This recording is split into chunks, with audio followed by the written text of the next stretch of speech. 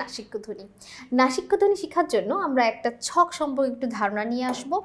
ছকটা হচ্ছে ক থেকে ম পর্যন্ত যে 25টা ব্যঞ্জন আছে সেই ছক।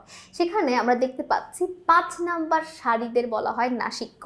মূলত এই নাসিক্যটা এসেছে কোথা থেকে? আমরা কিছু ধ্বনি যখন উচ্চারণ করে থাকি তখন এই আলজিভটা কি হয়, সামান্য একটু নিচে নেমে আসে।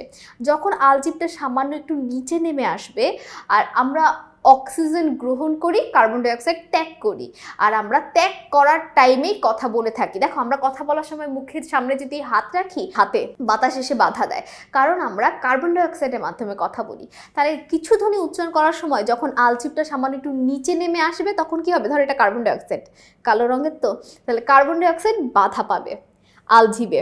এখন আলজিভে বাধা পাওয়ার পর তার পক্ষে তো আর সম্ভব না ফুসফুসে আবার ফেরত যাওয়া, কারণ ফুসফুস তো অক্সিজেন ছাড়া কিছুই গ্রহণ করে না, সে কার্বন ডাইঅক্সাইড ত্যাগ করে কিন্তু গ্রহণ তো করে না। তাহলে এখন এই বাতাসটা কোথায় যাবে?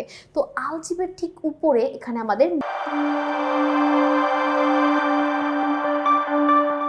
নাকের ছিদ্রটা আছে, ঠিক আছে? এই জায়গাটাতে আলজিভের এখানে নাকের ছিদ্রর কানেকশন যেখানে যায় নালীটা, তো সেজন্য তখন ধ্বনিগুলো নাক দিয়ে উচ্চারিত হয়। অর্থাৎ যে সকল ধ্বনি উচ্চারণের সময় আলজিভ সামান্য নিচে নেমে এসে বাতাসকে বাধা দেয়, যার ফলে বাতাস নাক দিয়ে উচ্চারিত হয়, সে সকল ধ্বনিকে বলে নাসিক্য ধ্বনি, নাক দিয়ে উচ্চারিত ধ্বনি। ঠিক আছে? তো বাংলায় নাসিক্য ধ্বনি হচ্ছে 5টি: উম, নিয়, মূর্ধন্য, দন্তন্য, ম। এবার আমরা দেখি আমাদের প্রশ্নে কি বলা আছে। কোন দুটি নাসিক্য ধ্বনি? এখানে কোন দুটি নাসিক্য ধ্বনি? ক, খ, ত, থ, দন্তন্য, ম, দ এবং ধ। এটা অবশ্যই উত্তর কি? ন এবং ম। 5 নাম্বার সারিতে যারা ছিল তারা, তাই না? এরপর দেখো, ম এর পরে যে কোনো বর্গীয় ধ্বনি থাকলে ম ধ্বনিটি সেই বর্গের নাসিক্য ধ্বনি হয়। এর উদাহরণ কোনটি? এখানে কোন উদাহরণে ম ফলা আছে দেখেই তো বোঝা যাচ্ছে। এখানে কোনো ম ফলা নেই, এখানে কোনো ম ফলা নেই, এখানে কোনো ম ফলা নেই, শুধুমাত্র ম ফলা আছে একটা শব্দের মধ্যেই। তাহলে আমাদের সঠিক উত্তর সেটাই হবে। চ ও জ এর পরে নাসিক্য ধ্বনি কোনটি?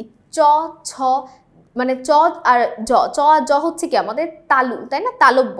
তাহলে নাসিক্য ধ্বনি কি হয়? তালব্য হয়, কারণ চ, জ হচ্ছে তালব্য, তালু দিয়ে উচ্চারণ করতে হয়। উচ্চারণের স্থানও আমরা দেখে এসেছি এই ঠিক ছকটা, যেই ছকটাতে আমি তোমাদের নাসিক্য চিনালাম সেই ছকে কিন্তু উচ্চারণের স্থানও লেখা ছিল।